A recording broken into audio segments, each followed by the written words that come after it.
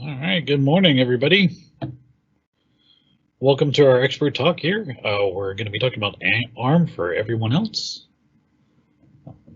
My name is Kit Skinner. I'm a senior cloud training architect for Opsagility, the Azure training experts behind skillmeup.com. Prior to joining Opsagility, I spent over 6 years in the Azure field, consulting over 15 years.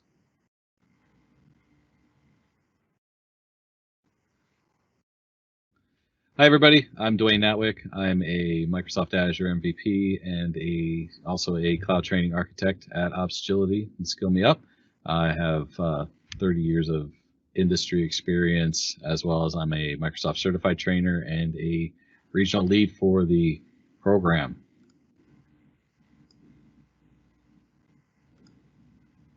So Kit, what are we going to talk about today? All right, so we're going to be talking about a little Azure management, why we're going to use ARM, anatomy of an ARM, as well as ARM deployments and future of ARM. So basically, we're going to be talking about just the general Azure resource management pieces and a few of those out there. I'm sorry, I'm getting a little bit of echo. Sorry about that.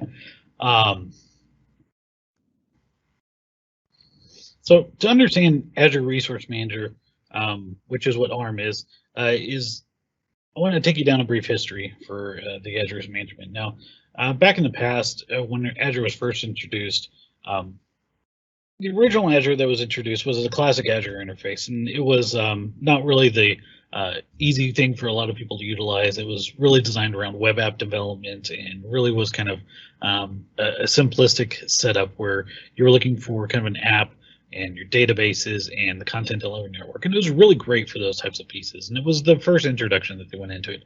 But as they started to work with it a lot more in the Azure Classic space, they found that it didn't really scale well. It kind of limited them to what they were able to do.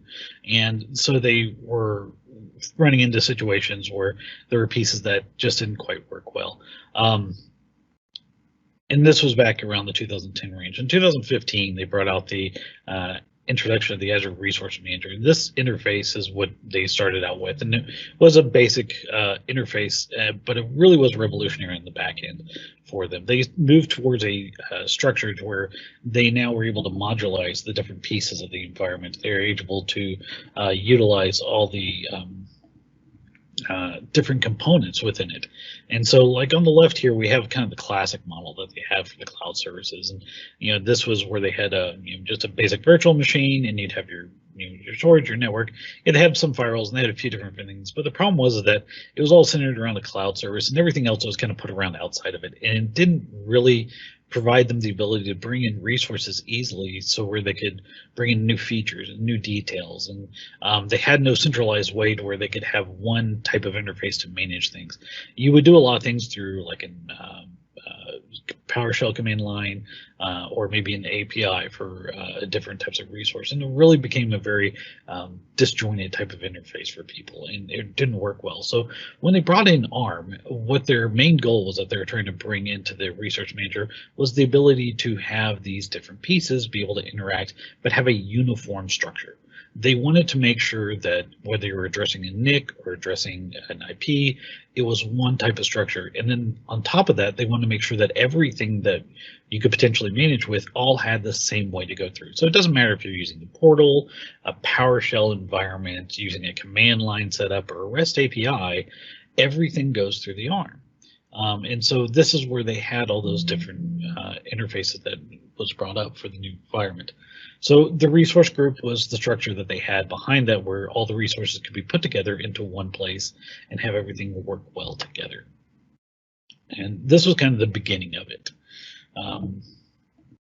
So again, why do we use ARM? The main reason is, again, we want to have a primary objective of ARM is to have a centralized standard interface. Everything is coming through just one. Sorry about that, guys.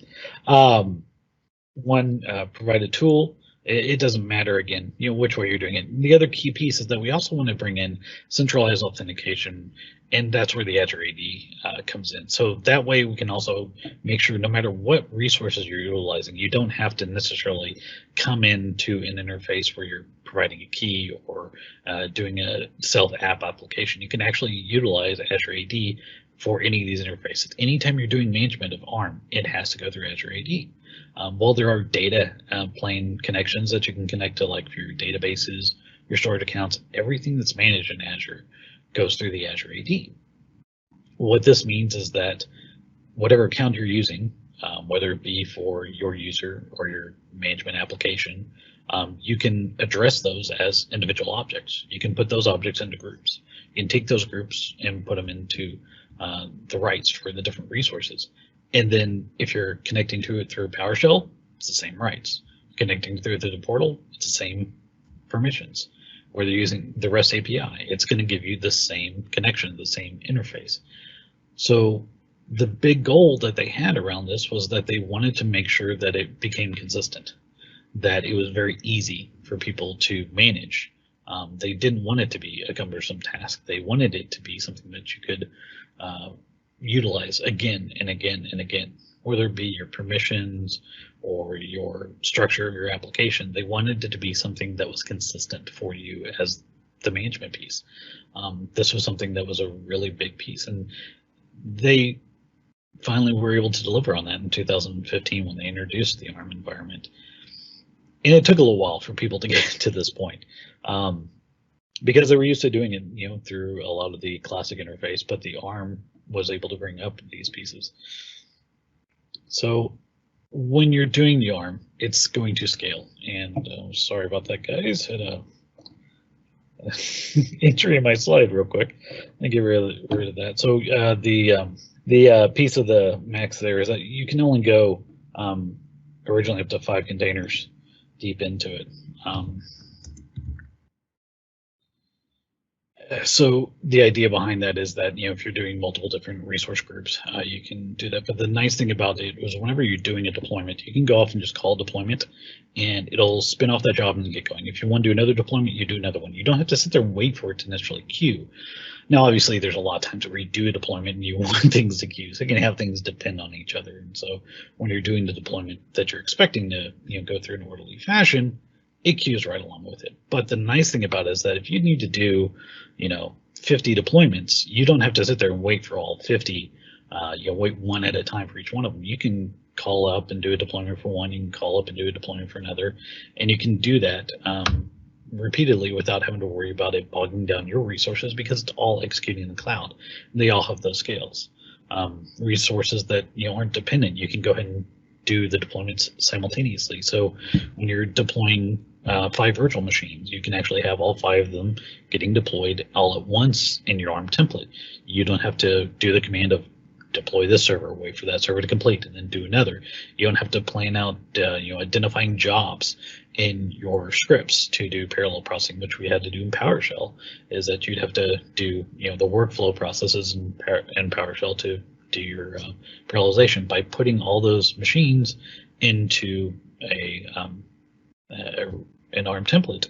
You can actually have them all go simultaneously, and you don't have to queue up any special parallelization. You don't have to do anything. In fact, unless you tell it it's depending on it, it's going to go ahead and run everything simultaneously. But for those pieces where you want to have the NIC created first, or the NIC disk created for a virtual machine, you simply tell the virtual machine, hey, wait for these resources, and then when those get done, then it'll start doing it. So it makes it very easy for you to scale whatever structure you're going to be setting up, however it's going to go. So Kit, I've heard that Microsoft even uses this in terms of their Xbox environment.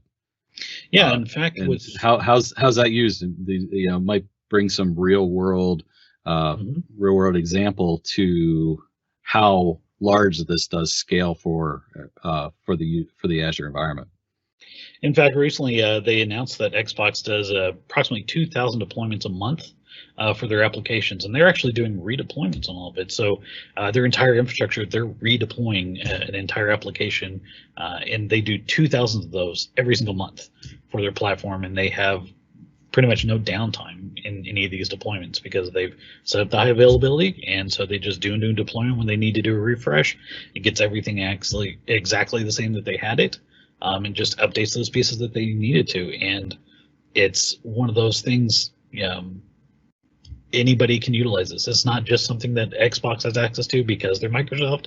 They get it because they're using Azure. And just like you want to use Azure, you can do those deployments as well. So anytime that you need to plan out and scale this up, it's there. It's available to everybody who wants to use Azure day one. So how do you put together those ARM templates then, Kit? All right, so let's go and talk about the anatomy of an ARM then. No, an ARM template at least. So some of the key aspects that you're going to be looking at when you're doing an ARM template is that there are a lot of different pieces within the JSON environment. Because it's all based around JSON, everything in JSON is based around a name and value pair. So whether you're looking at it, when you pull up the first JSON file, it's going to look really complicated and a lot of deep pieces, but keep in mind it is all based around a name value pair. It just may be 5 layers deep. So if you can kind of pull apart that you're looking at just a name and a value, it makes it a little bit easier to read JSON. And just keep in mind that that is the base of all JSON environments. In the ARM templates, this is all we're working with, a name and then the value. Then when you see something in the value where it's got a curly environment, that means that we're just working with a list of different entries. So while you may have a name value that defines that you're going to be working with a parameters, each one of those parameters are going to be their own individual name value pair.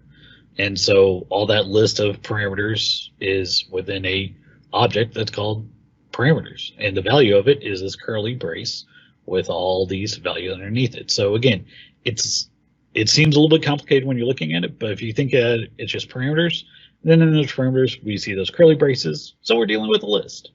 So that's kind of one thing to keep in mind. Some people see that brace and they think that they're going to be some foreign object. It's just a list.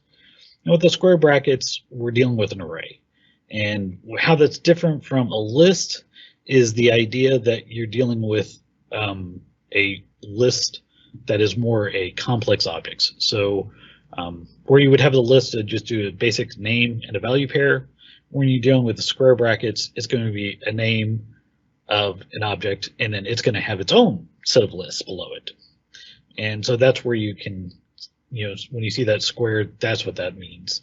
And it's a little bit different, but it's almost the same thing. So again, it's just a list of us. It just happens to be a list of objects. And generally those brackets, Kit, are those arrays are embedded within the lists in most of the structure, correct? Yeah, so what you're going to run into is that you're going to have like the resources in the ARM template is going to be an array. Now, the resources was inside the whole list of the JSON value itself. And then the resources themselves are going to have things like parameters, and the parameters are going to be brackets as well. So what you're going to see is that when you hit that value, if you see that brace, it's going to be a very simple list. If you see the bracket, the square bracket, it's going to be a little bit more complicated object. That's just really what it's telling you at that point in time. Let me show you just a couple of examples here. So this is the ARM template structure that you will see in every ARM environment. There's really just 6 sections, and you'll notice here that there's a brace that's starting it, and we're doing a schema. And here, even the schema, you have your name that's a schema. Whoops, sorry about that, guys. And then the value below it, and then you have your content and your value, and then you have parameters, and its value is going to be a list, and its variables are going to be a list, and then resources is where we're going to run into a bracket. And so, again, when you pull it up, you're going to see a whole bunch of values underneath it, but just address it section by section. If you're looking to see which version that you're working with, you just go look at the content version. You don't have to look any further. If you're looking for parameters, go find the parameter section and just focus on those pieces. It's going to look really convoluted maybe if you're trying to look at all that list all at once, but just focus on that section where you need. So you look at the parameters, you'll see what's needed. And again, the parameters are just the input that you're looking for.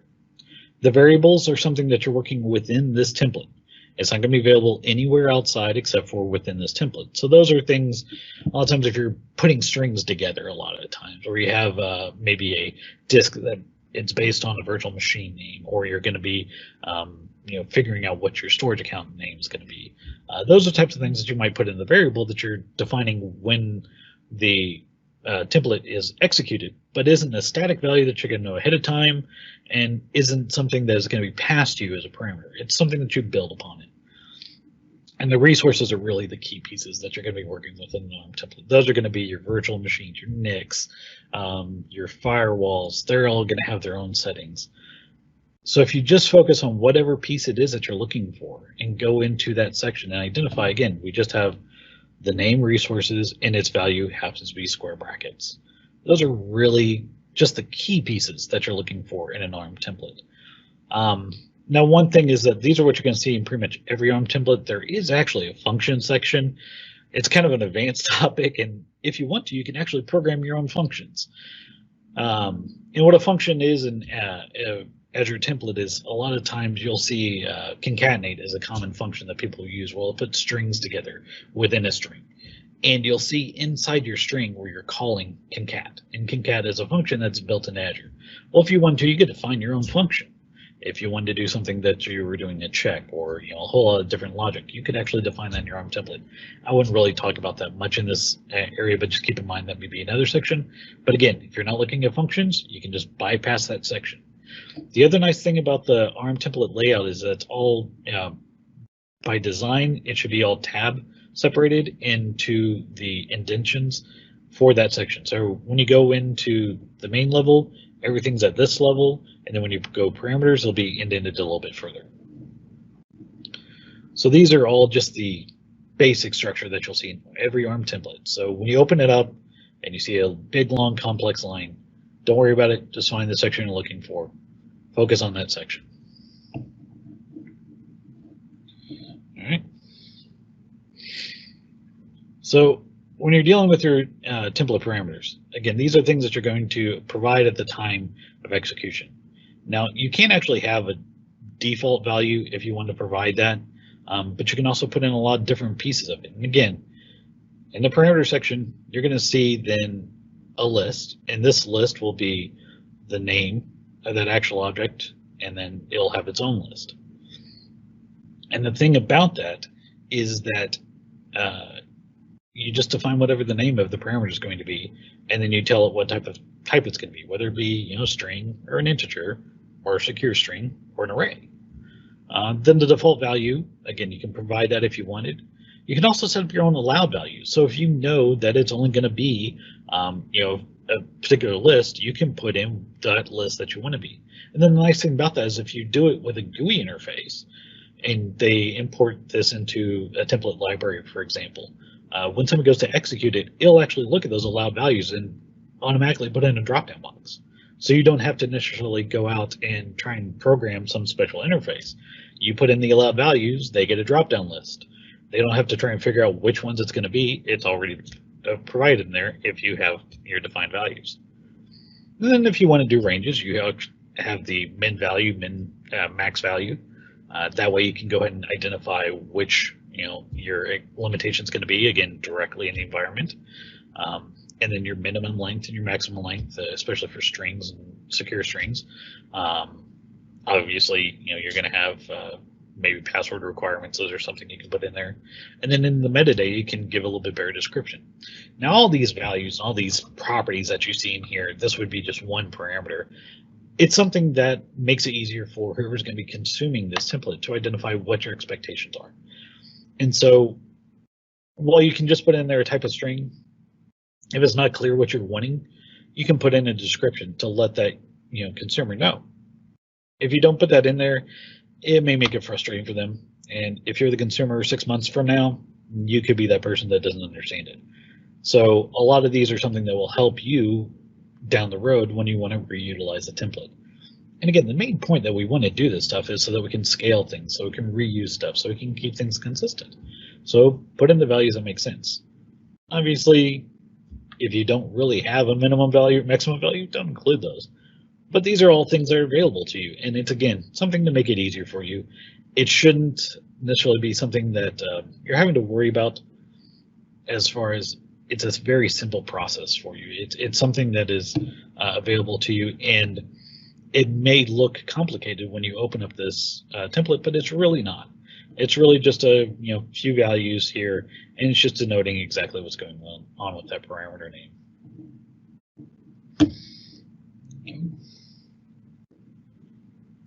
So some best practices when you're setting up these parameters, you want to try and make sure you're minimizing them. You want to make sure that you have some dynamic content with your template, but if you put in a big long list of parameters, when somebody goes to pull up that template, they may be overwhelmed. It may be something that doesn't make a whole lot of sense. It may be something that you're could have figured out from like the name of a virtual machine. Don't ask for the disk name of a virtual machine. We could just calculate that off of the name of the virtual machine and just append that dash disk on the end of it. You don't need to be asking for things like that. So try and minimize the number of parameters that you're asking for. Try and keep it to be environment settings. Something that's user specific or a secret. And when we say secrets, we're talking about something like a password or something like a key. Those are things that then you can make sure are passed securely between your environments. The other nice thing to think about is that anytime you're using something like a secret, you can reference those directly with a key vault. We can go into that a little bit maybe later, but the nice thing about doing something like that with a secret is that you can have it be totally outside of the user's interaction. You can go ahead and just reference directly out to a key vault value and grab it down, and it gets passed across. And as long as the deployment system has access to that key vault, they won't see it. So secrets are a very useful way for you to get the parameters into the environment securely. You want to make sure you're using default values. Obviously with secrets, you don't have a default value, because if you put a default value in there, it's going to be in clear text, and you don't want that. So you want to make sure that you use default values where it makes sense, but don't put secrets. And again, the nice reason to put it in a default value is that if you don't have a value in there and it's then executed and the parameter was never provided, it's either going to try and prompt the user depending on the deployment method, or it's going to fail because there was no value defined. And if you can provide at least a basic default value, that will at least ensure that it's deployed reliably. If you're using something that needs a unique name, that could cause problems, obviously, if it's redeployed, but you're giving them the parameter, you're giving them the option. Default values are also really good for giving them examples. If you have a virtual machine name, you can put the default value as VM name. That way they know what's expected to be in there. Try and make it concise and simple for them.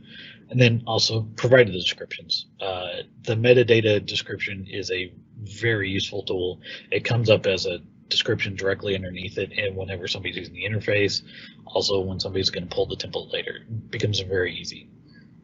And then again, use the secure string secure object types whenever you're passing anything that is a password or a key.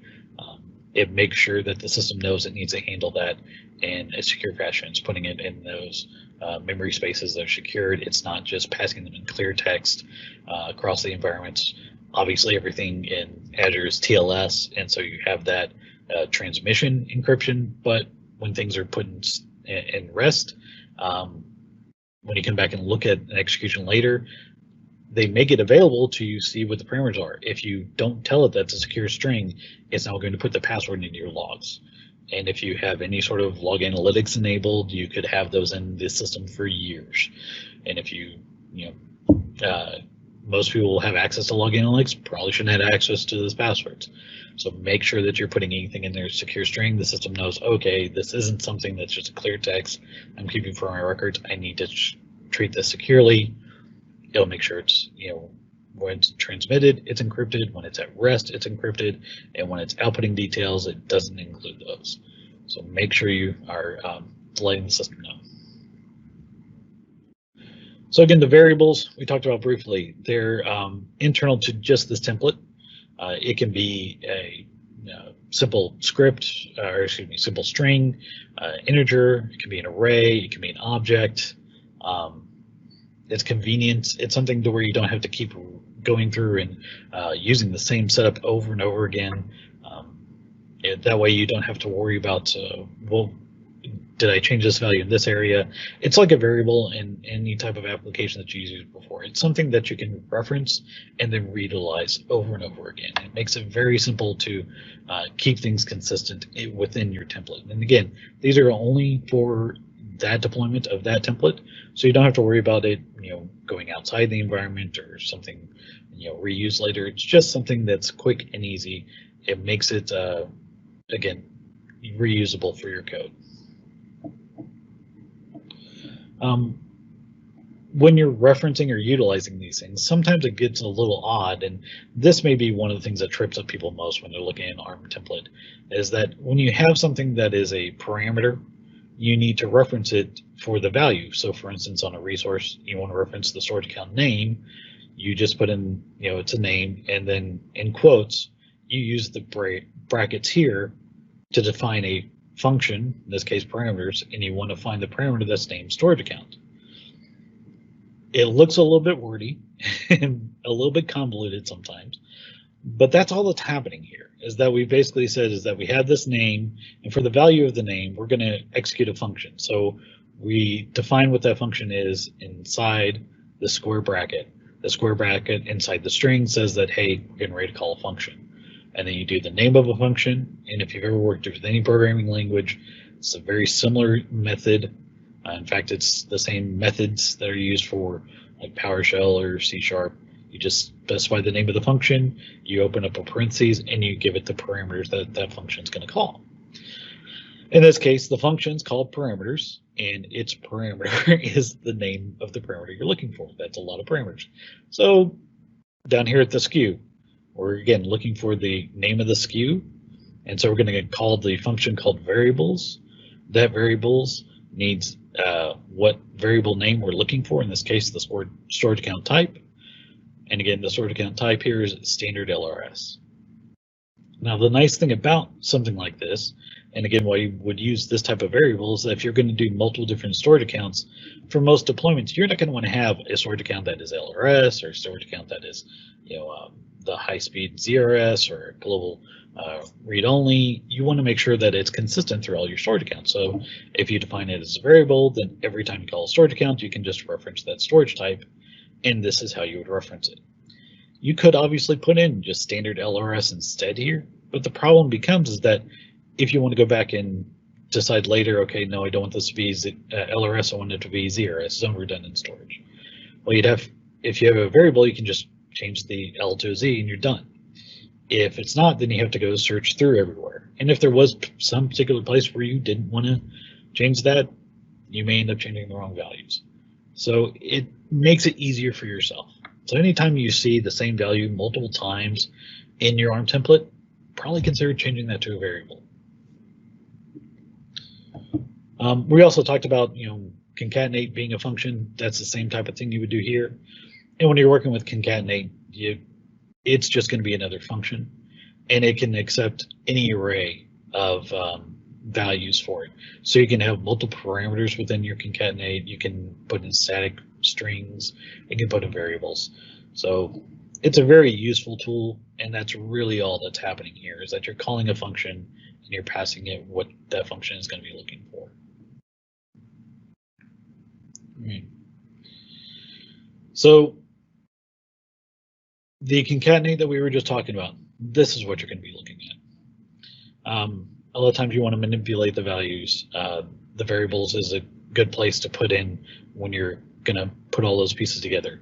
This is an example where we have our connection string based on a username and password. This is not really the best method usually to do a connection string. It's a good example. A lot of times you actually want to try and have your connection strings maybe pulling from an ARM key vault and doing some other entries, but this is just one example where you might concatenate things together. And so what we've done here is that we have a variable called connection string, and we told it we're going to be doing a function. That function is called concat, and then that concat, the first parameter that we're giving it is name equals, and then after that we're going to combine it with the parameter, and that parameter is going to be called username. And then after whatever that username is, we're going to put in the semicolon password equals. And then after that password equals, we're going to actually find that parameter that's called password.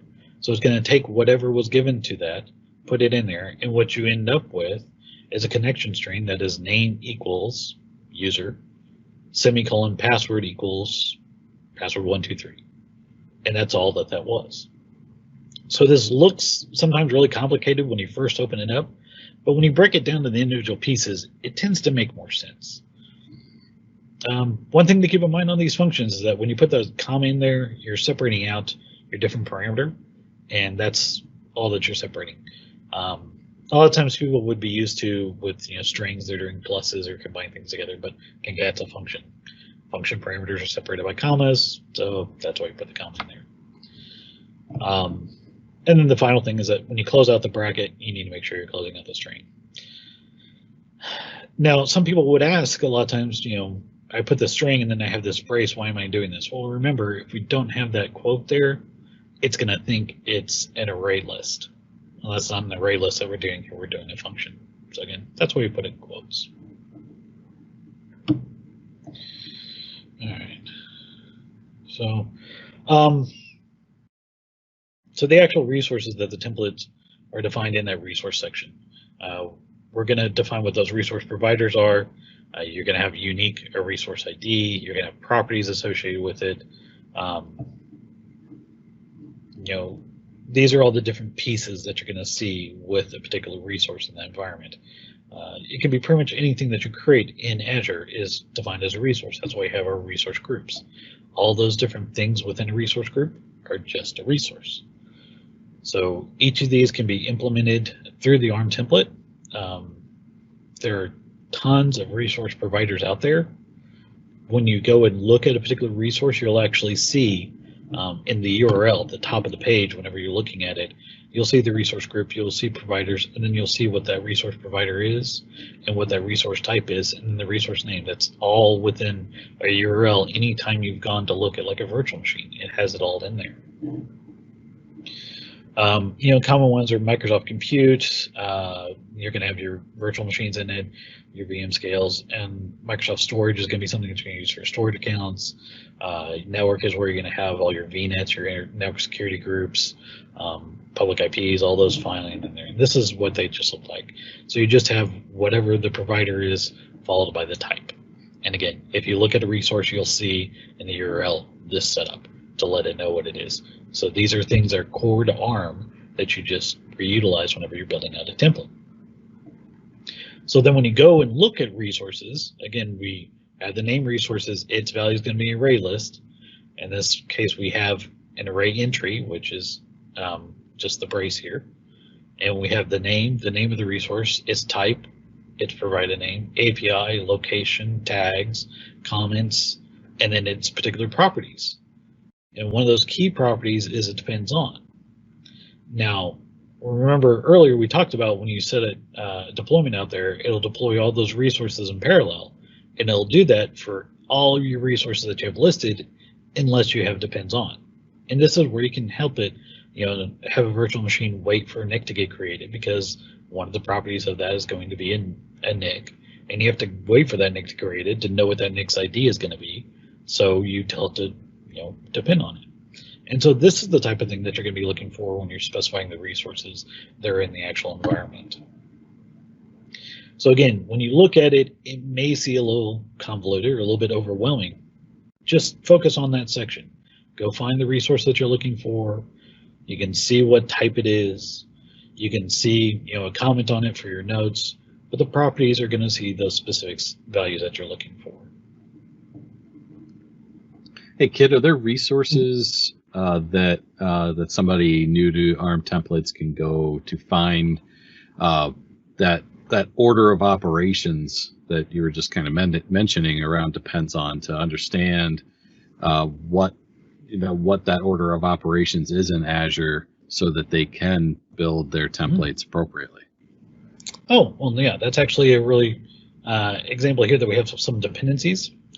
And so, for example, on a VM, you'd be looking for your network interface, your availability set, the storage account script. And you can then specifically see explicit what they are. These are all going to be available in the definitions for any of these standard ARM templates. They're available in the examples that they have out there in the quick start. And it's also, if you go look up in Azure for the resource types, it's going to tell you what's going to be available. Like I said, for an example, the VM, they list out the network interface, an availability set, or storage account. If you're not utilizing those pieces, for instance, if you're doing a managed disk, you would have to wait for that managed disk potentially. Or if you're not using availability set, you're going to have to rig for that. But you know, they're all going to be listed in the actual template as depends on, and then whatever that particular variable or particular asset is that you're looking for. So these That's are just great. Yeah, that's great. And I know that, you know, Microsoft Docs has tons of resources available. GitHub, you can find a lot of different things around ARM templates to get everybody started. So you've laid out the foundation. How do you use it now to deploy? All right, so that's where we get into actual ARM deployments. And this is where now we've been talking about building out all the structure and you actually do this deployment. And all the deployments, you can specify a parameter file when you do your deployments. Obviously, if you're doing it interactively, you could go and specify a actual parameter, but that's not really useful if you're going to do it in mass or you're doing it regularly. So what they provide is a parameter file. And what a parameter file is that all those parameters you've been asking for as part of your template, you just go ahead and put into exactly what you're looking for. So you can say, you know, whatever type of parameters that you had. You know, for instance, you're looking for a storage account type and you want to be standard GRS, and the VM name is just test VM. It's the same JSON setup, same type of structure we're looking for. You define the schema as being, you know, the deployment schema. So you can just copy this from an existing parameters file that you might have out there. And then you just have a parameters. And again, you have this brace here to let it know that's going to be a list of values. And then again, you have the storage account name is the name of the parameter. And then you have a value in there. And this is what sometimes gets a little strange on it, is that it seems strange that you have a name and normally you'd expect to put the value out there, but it's defined to have a value underneath it just because they want to, in the schema, they have the ability to add on some future pieces for it. So just keep in mind that you have the name of the parameter and then a brace, and then value is a property of that parameter and what the actual value is. So this is one thing that sometimes trips up a little bit of people. It would have been nice perhaps if they had stuck just value directly next to it, but this is something that, again, future-proof from some things for parameters, and it has a few other features into it, so keep that in mind. And then the nice thing about that is that when you're using it, you can do a separate one for prod, dev, and test, use the exact same template, and you just pass a different parameter file. And when you want to use it, even in the portal. So a lot of times people, you know, they're used to using the GUI, it's what they're comfortable with, that's perfectly fine. You can actually go out and there's a customized template deployment. So if you go out to the Azure portal, you go to resources, you can tell it you want to do a template deployment. And then you just say, hey, I want to upload a file that's a template, and then you can edit your parameters and it'll give you the parameters file, or you can load the file and it'll show you exactly what those parameters are. So again, this is something that you can do within the GUI if you're not comfortable with doing it directly in a file. Not everybody's comfortable with pulling up a code file and parsing through it. Maybe you just want to go through the GUI because it's comfortable. That's fine. Still doable. Azure's flexible and it'll work with whatever you're comfortable with. When you want to use parameter files, you can use it either the CLI or the PowerShell. And basically, as an example here, in the CLI, you're going to create a resource group, and then you do a deployment. Now, all deployments are usually tied to a resource group. Your deployment may specify a different deployment group in its actual, different resource group within its actual definition, but the initial deployments can be tied to a resource group, so that's why you'll always see a resource group get created and then run against it. And so then here's where you would just specify your parameters and specify it out to a JSON file. Same type of thing done here in PowerShell. These are two different deployments. You create a resource group, you do a deployment. You can also reference in PowerShell out to a specific URL. They call it a URI, actually. It's again the same concept, just HTTPS, and putting it in where the web page is. That way you can go out and just do something that's maybe out in GitHub or somewhere that's in a published page. You can just grab that file. You don't have to download it to your local system and do a deployment. And these are just a couple of examples of where you can do those deployments. You can also do trial deployments. So you don't necessarily have to go out and do a full deployment. Maybe you just want to see what might happen. In order to do that, with the command line, you just specify the validate parameter. In PowerShell, you can do a test deployment. Basically, what that's going to do is it's going to run through that and see, okay, if I did this deployment, do I have all the recommended properties that I need? Am I going to run into a particular name conflict with another resource? Am I going to hit some sort of dependency validation where I go to a deployment of a VM, but by the time I got to that point, there wasn't a resource out there? And you can do all that without actually having to do the real deployment. So this is something that's really useful for you to be able to test your deployments without potentially incurring any application changes or any resource deployment costs around that. It's a great way for you just to check your scripts. And then you can also do incremental or complete modes when you're doing deployments. When you do the deployment as an incremental, it's just going to update anything that's out there. If it's not out there, it'll create it. However, complete mode allows you to do a refresh. It replaces any existing deployments. You do need to be a little bit careful about it, because if it's got resources that weren't specified in that resource group and you do a deployment that was complete mode, it's assuming that that resource needs to be deleted. So you need to be careful about that. That is one thing you want to make sure of, is that when you're doing a complete one, you specify all those resources. Now, you've probably heard in various classes, if you've taken anything, people talking about when you do a deployment, your resource groups, when you're doing the structure, that it's everything that's going to live together. It's going to have the same life cycle. This is the type of thing where that complete mode really would help, is that that way if you're doing these deployments over and over again to the same resource group, you're cleaning things up that don't need to be there. But keep in mind, if you're doing that and you weren't following a resource group by a life cycle, you're going to delete things that maybe got created outside of your deployments. So you got to be really careful with that complete mode. You want to make sure that it is truly just things in that resource group that are part of the template. The other nice thing about the portal is that you can go ahead and export out any sort of deployment. So anytime you've deployed things out to Azure, you can go into the resource group through the deployment tab, and you can go and find a template, and you can look at that deployment, and on that it has that template link, and then you can see exactly what the template would be, and you can even download it yourself.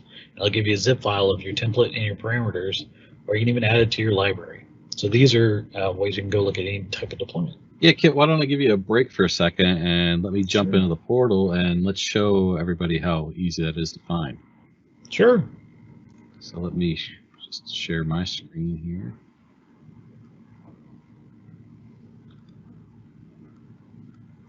And so what we're looking at here is my portal, and I have a virtual machine right here that has already been deployed.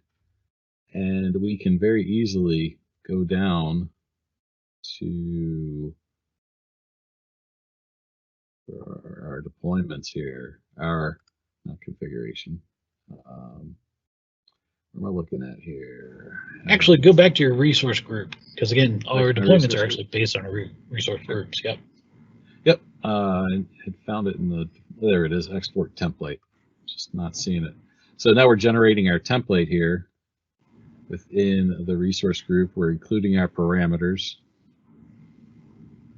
And it's taking a minute. Got a lot of resources that I've thrown into this resource group, so it's just taking a sec. And there we go. So now we can see within our resource group all of our resources within here. And let me expand this out a little bit here. And you can see you can go through and look down here at which resources there are. And we have our virtual networks here for various virtual networks, and it goes right to that section, and you can see. So if you want to deploy another virtual network, you could actually just grab a bit of code right out of there and deploy a new virtual network. Or like Kit was saying, we could download these parameters, and I've already done that for a virtual machine in this group.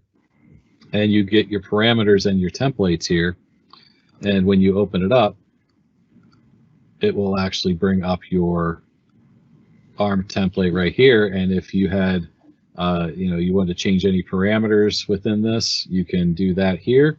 If you want to go into your template, you could go in here and change any information in here. Say we want to deploy a new virtual machine that's a different size. This is a B2S.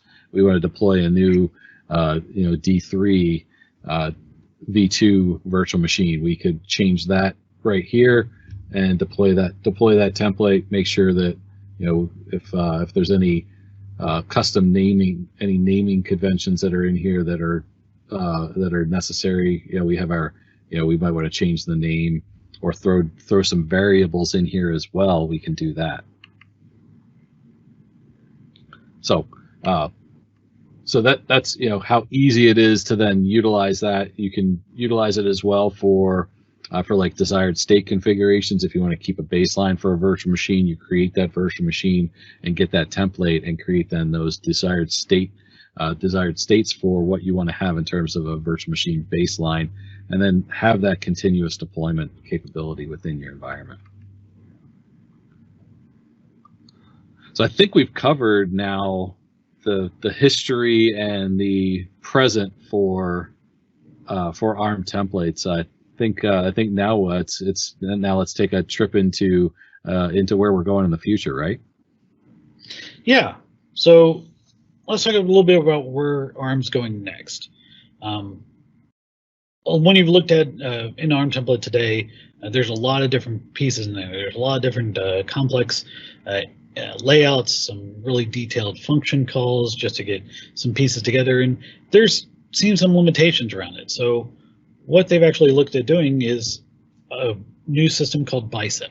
It's actually a programming language, and it's not really a complex language. It's really something that was designed to reduce the current pains. It was supposed to be easy to adopt. It's supposed to be exactly compatible with any ARM template. So any resources that you've deployed out there, anything that works with ARM, it's going to be available in Bicep. They want to make sure it's transparent. You want to use everything that ARM already has, whether you're using Azure AD for your authentications, PowerShell scripts, REST APIs, anything Bicep can do it. They also want to make sure it's really modular, so it abstracts a lot of the common configuration pieces of it. But keep in mind, they only officially released 0.1 last week, so it's very early on in the environment. It's not for production, but anytime that if you're looking to get into ARM, this is actually a really neat way to see how you can build out some things pretty quickly. Because while you don't necessarily want to use Bicep for the deployment itself, it is a nice way for you to maybe generate some ARM templates pretty quickly and do a really nice structure around it, and something even you can play around with in the environments. But just to give you an idea of what Bicep is, and, rather than defining a variable within a list of an array, it's just the classic code var, your virtual machine, and whatever the value is going to be. In the same way, a lot of times people want to have outputs at the end of the template to let you know like what your public IP address was. You can just reference that as public IP rather than having to do all of this in trees. When you want to have a parameter, for instance, here's a parameter location that you want to be based on the resource group location by default, and then here's what the output would be in JSON. Here's all you would have to do in Bicep. So this is where something that they've announced. They know people have some issues with ARM, but this is something that's going to be available. It's very early stage. It's a great time for you to go ahead and start taking a look at it, start getting yourself familiar with it, because once it becomes available to you, it'll be very easy for you to start utilizing it. And again, like I said, you can go ahead and test it out and generate some ARM templates yourself and maybe see how it is to utilize. You don't want to use Bicep as part of your direct production environment, but again, you can help it generate an ARM template for you so you can see what it's like and then use that ARM template in production. You just don't want to use Bicep itself directly. Yeah, and this sounds like a really great project. I think that you're going to show everyone how to flex those biceps with their ARM templates, right? Yeah, let me show you a quick demo here that we have set up. And this is available to anybody out there. This is not some special preview. You can just go out to the aka.ms/bicep demo. It's available to everybody today. It's this nice web page. And just here's an example layout. Again, we have this big, layout pieces, and it looks a little bit complicated. But the nice thing about it is that you can, you want to look for a particular password on there, and again, it's going to be over here in this password string. You have, again, this example like I showed, the location, and it's down here in this location environment. Now, the nice thing about ARM is that if you want to generate another parameter, again, you can just put in param and say, something like a VM name is a string, and you want to default it with VM name. And so you could do that, and if you want to reference that as as the variable here, you could just do VM name, and it goes and puts it in there. And you'll see here, I now have a parameter out here. It identified that I was passing a string. The default value is VM name. And then down here in the virtual variables virtual machine, it's parsing the parameters VM name. Now again, you probably want to actually do that. Maybe you would actually want to have a, now that you're just doing the first one of these, and so you want to concatenate it with just .0 on the end of it. And it helps if you spell the word concat there. And so again, it just puts that concat in there. Now, this is obviously very well structured. If you wanted to, as part of Bicep, when you're building an ARM template, you've got to be very strict. Your parameters are up here, your functions are here, your variables are here, your resources are here, and they're all kept together. If you know that you're going to be developing this with something that's really modular, like you have an NSG, and you know that the NSG you want to have as a separate location, for example, well, then what you could actually do is go ahead and put in here parameter, and you want to say NSG location. Actually, you want to specify that as a string, and I want it to default to the resource group.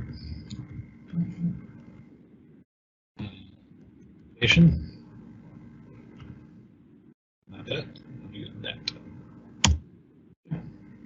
So you'll notice I did this for the NSG, which is actually way down here in our list. You have your NSG down here, but this isn't where the parameter would be found.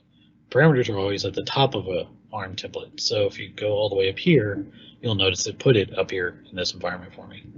Now, what this really comes useful is that when you want to do something like an output, because maybe at the end of this that you want to have your the virtual network name output to the environment. So what you can do is do your output of vnet name string, and it's going to be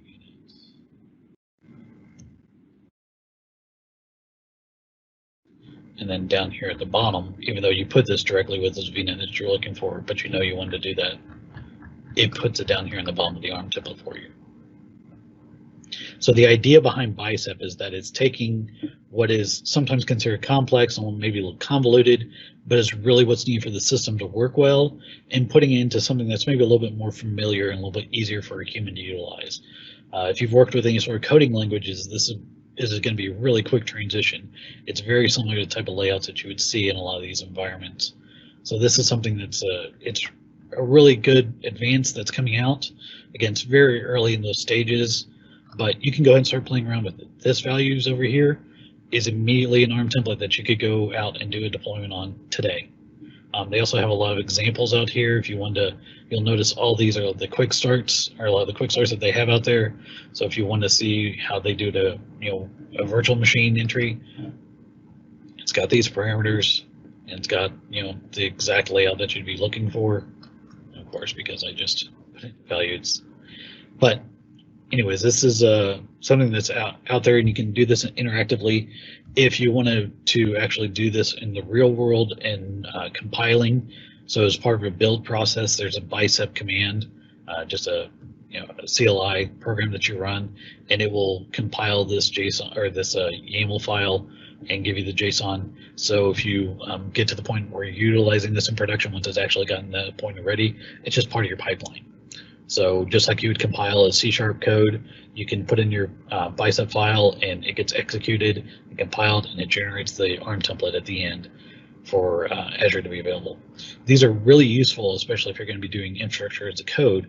You have code that you're putting directly into your repositories that are doing your pipeline. So anytime that somebody is doing a development environment and you want to build out your resources, you build out a code Bicep file just like you would expect, and it generates the JSON that is needed by ARM for its management pieces. Because again, ARM needs to have its structure. It needs to have its reliability. but we can utilize another tool to help bring it out to it. So, all right. That anybody have any questions around any of these?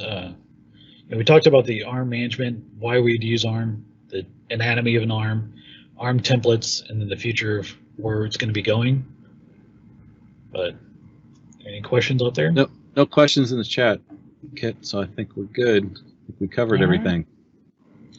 I appreciate everybody coming, and I hope this gave everything that you're looking for. And hopefully the ARM templates are a little bit less mystified and a little bit easier for you to read, and hopefully it more understandable to you. We appreciate you coming out, and thanks for joining Skill Me Up. And take a look for future events and classes out in skillmeup.com. Yes, and please join the community, and we'll continue to provide content for everybody. Thank you.